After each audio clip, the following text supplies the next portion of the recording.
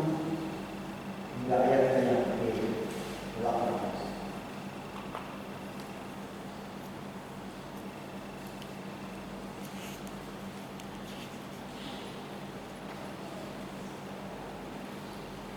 Sebelumnya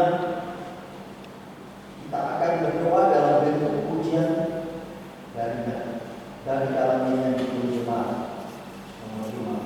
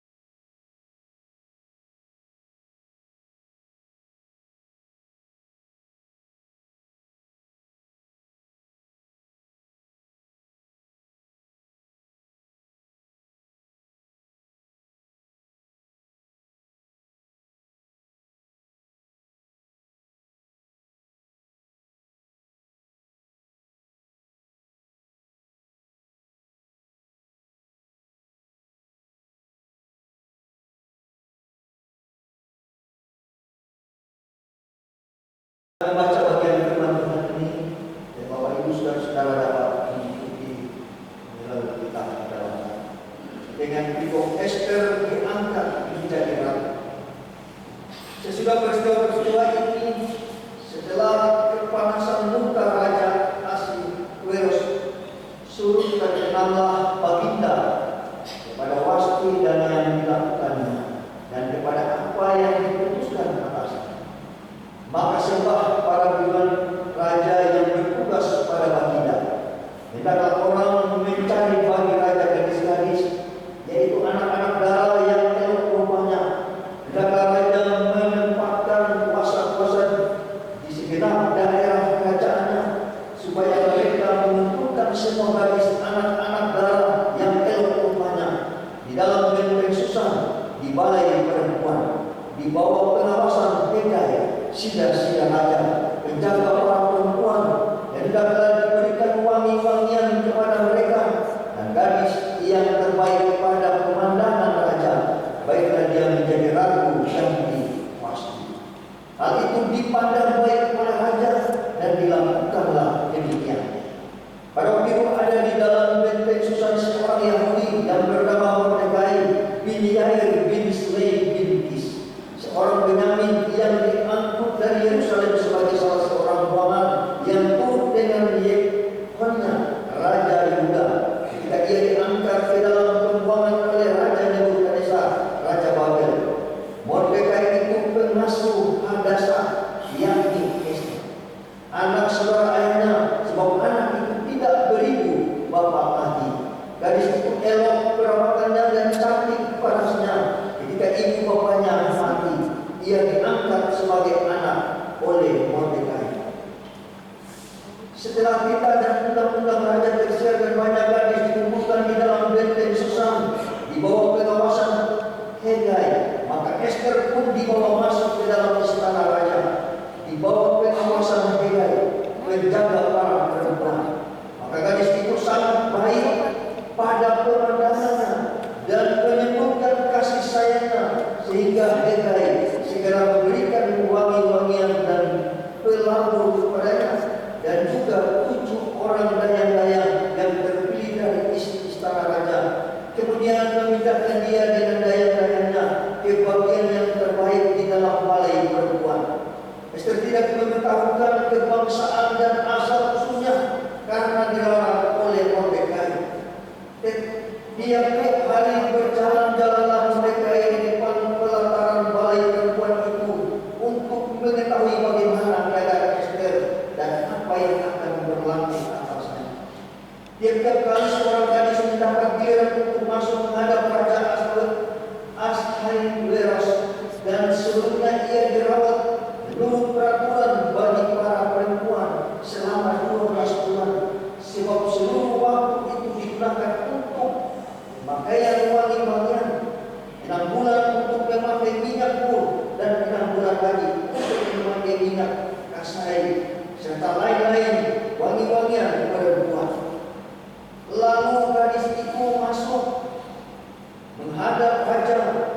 segala apa yang dimintanya harus diberikan kepadanya untuk dibawa masuk dari balai perempuan ke dalam istana raja.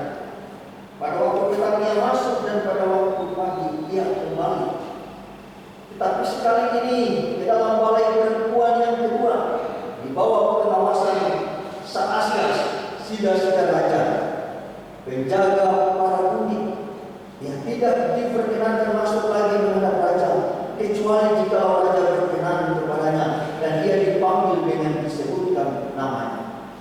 Ketika Ester anak Abihail, yakni saudaranya Mordekai yang mengangkat Ester sebagai anaknya, mendapat giliran untuk masuk menghadap raja, maka ia tidak menghendaki sesuatu apapun selain daripada yang dianjurkan oleh Hegai, sida-sida raja, penjaga para perempuan. Maka Ester dapat menyembunyikan kasih sayang pada semua orang yang melihat dia. Demikianlah Ester dibawa masuk menghadap Raja Ahasuerus ke dalam istananya pada bulan yang ke-10, yakni bulan Tebet, pada tahun yang ke-7 dalam pemerintahan Baginda. Maka Ester dikasihi oleh Baginda lebih daripada semua perempuan lain, dan ia beroleh sayang dan kasih Baginda lebih daripada semua anak darah lain. Sehingga Baginda mengenakan mahkota kerajaan di atas kepalanya dan mengangkat dia menjadi ratu Gandhi Wasti. Kemudian diadakanlah oleh Baginda satu perjamuan bagi semua pembesar dan pegawainya, yakni perjamuan karena Ester, dan Baginda memerintahkan kebebasan pajak bagi daerah-daerah serta mengaruniakan anugerah sebagaimana layak bagi raja. Sampai demikian jauh bacaan firman Tuhan. Berbahagia Bapak Ibu Saudara telah membaca mendengarkan bagian firman Tuhan ini. Tetapi lebih jauh lagi berbahagia kalau kita dapat melakukan firman Tuhan ini dalam kehidupan kita setiap hari. Pujian kepada Kristus untuk selama-lamanya. Bapak Ibu Saudara yang diberkati Tuhan, salam. Apa kabar pagi ini Bapak Ibu Saudara? Good, I'm fine. Puji Tuhan. Semoga jemaat mata terus diberkati oleh Tuhan. Bapak Ibu Saudara yang Tuhan Yesus kasihi, tema kita di minggu ini untuk kita renungkan, yaitu perempuan yang menjadi berkat. Bapak Ibu Saudara yang kasih, terkadang persepsi ini masih ada dalam kehidupan orang banyak, terutama bagi para pria.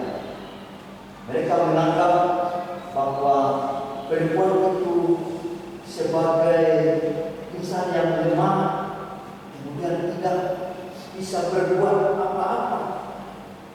Namun sesungguhnya Bapak Ibu Saudara, di saat ini perempuan itu tidak kalah pentingnya dengan sederetan laki-laki yang berprestasi. Sekarang sudah setara antara kaum wanita dengan kaum laki-laki. Hari ini kita baca dalam kitab Ester menceritakan tentang bagaimana Bapak Ibu Saudara-saudara kisah seorang anak yang menjadi ratu Persia, seorang anak yatim piatu yang namanya itu Nadasa.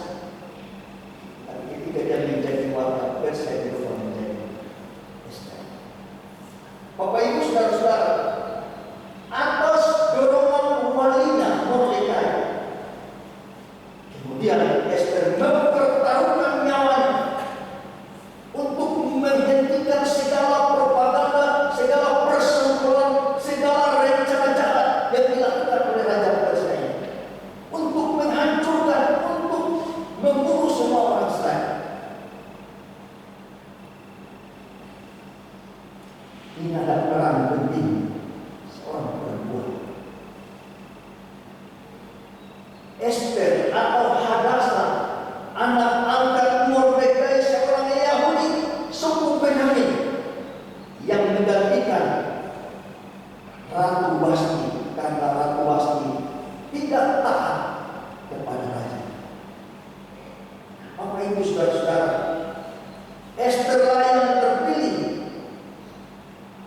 Kenapa Bapak Ibu Saudara-saudara, dari sekian banyak wanita-wanita atau anak-anak garam yang dikumpulkan oleh kerajaan, tetapi di sini yang dipilih adalah Ester. Ada beberapa kriteria yang kita lihat di dalam pembacaan firman Tuhan tadi, Bapak Ibu Saudara-saudara. Kalau di dalam pembacaan kita di sini disampaikan bahwa memang Ester adalah cantik. Dengan kecantikannya, maka raja pun tunduk kepadanya. Bukan saja cantik Bapak Ibu Saudara-saudara, Ester pun perempuan yang baik hati. Di dalam pembacaan kita tadi, jemaat yang diberkati oleh Tuhan,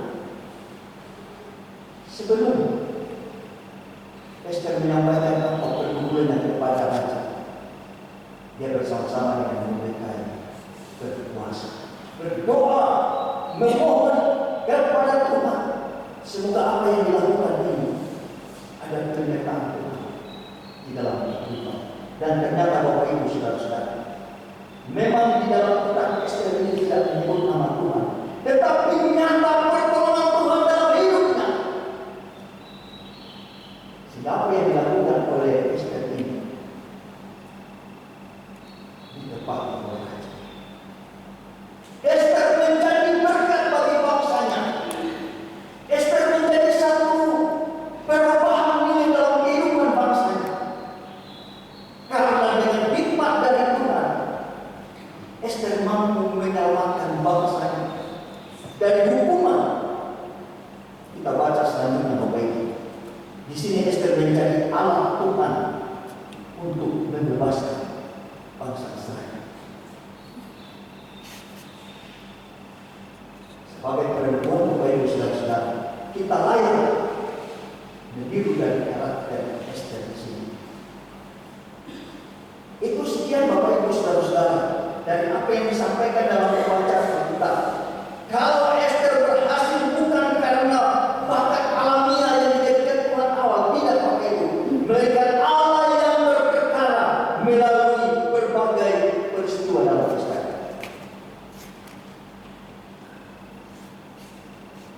Apa yang menjadi pokok perenungan kita dari bagian firman Tuhan ini Bapak Ibu Saudara-saudara? Setidaknya ada beberapa hal yang perlu kita renungkan. Yang pertama, kita melihat kriteria apa sehingga Ester ini diberkati Tuhan, tetapi juga dipilih raja menjadi ratu. Di dalam ayat-ayat kita tadi dikatakan bahwa gadis itu sangat baik. Di samping cantik, gadis itu sangat baik. Di sini Bapak Ibu Saudara-saudara, ada perilaku yang baik, cara hidup yang baik, yang berbuat hal-hal yang baik, yang berlakukan setiap hari secara baik. Ester melakukan hal yang penuh kebaikan. Tetapi kalau perempuan yang cantik namun tidak melakukan hal-hal yang baik, maka saya yakin dan percaya tidak akan diberkati oleh Tuhan. Amin. Tetapi kita belajar dari kitab Ester di sini, hal yang perlu kita lihat.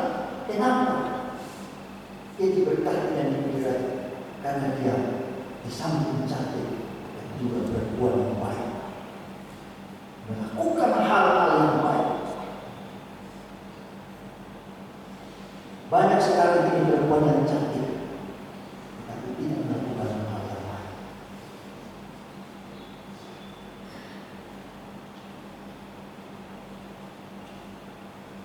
Ada hukum tambur di sini Bapak Ibu Saudara-saudara. Ketika melakukan yang terbaik, maka kita juga akan menuai yang baik.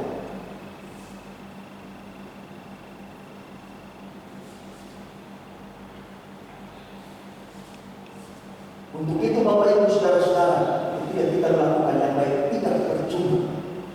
Tidak percuma kita melakukan hal yang terbaik.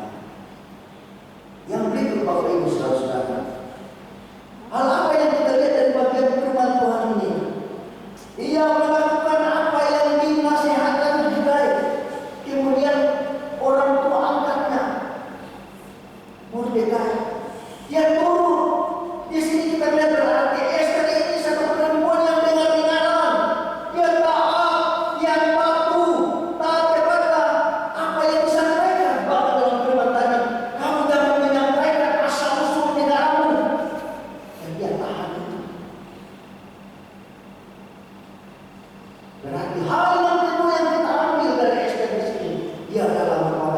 perempuan yang patuh, yang taat, yang benar-benar. Luar biasa waktu itu. Sudah cantik, benar-benar, taat, patuh, tidak melawan orang tua. Banyak sekarang anak-anak yang tak suka melawan orang tua, tidak benar-benar. Itu tidak akan menjadi berkat. Nah, sekarang Bapak Ibu Saudara-saudara, ketika kita ada dalam mendengarkan sabda kebenaran, kita belajar ini, kita harus taat, kita harus patuh, kita harus ikut perintah Tuhan. Apa yang disampaikan oleh firman kebenaran ini. Jadi kita patuh, taat, dan benar-benar, maka kita menjadi berkat. Amin. Itu Bapak Ibu Saudara-saudara yang kita renungkan dari bagian Ester ini. Hal yang lain dari Bapak Ibu Saudara-saudara yang kita ambil dari bagian ini. Seorang perempuan harus peduli, terus mengabdikan diri sebagai anak Allah di dalam rancangan Tuhan. Yang ketiga Bapak Ibu Saudara-saudara, perempuan harus maju dan berkat bagi keluarga, bagi bangsanya, bagi dimanapun. Belajar dari firman Tuhan. Dan yang berikut Bapak Ibu, Tuhan pakai perempuan di sini sebagai agen perubahan dalam keluarga juga dalam dunia. Yang berikut Bapak Ibu Saudara-saudara, keberhasilan seseorang tidak terlepas dari pertolongan Tuhan. Keberhasilan perempuan dalam pembacaan ini juga tidak terlepas dari topangan. Kita bersyukur hari ini Bapak Ibu. Kemarin kita baru merayakan hari ulang tahun negara kita yang ke-79. Sebagai anak, sebagai bangsa yang baik, sebagai warga bangsa Indonesia yang baik, kita terus mendoakan bangsa ini. Kita terus mendoakan di dalamnya semua orang agar bangsa ini terus diberkati oleh Tuhan. Kita bersyukur kita diciptakan berbagai macam bakat, talenta, kita sangat unik. Kita merupakan banyak prestasi kita, tetapi ingat, semuanya ini terjadi tidak secara otomatis. Namun keberhasilan, talenta, apapun yang kita miliki, apapun keberhasilan yang kita dapat yang sangat besar, ini semua karena Tuhan dalam hidup kita, dan kita patut bergantung terus kepada Tuhan. Allah yang mempunyai firman ini memberkati kita semua dari saat ini terus kekal selama-lamanya. Amin.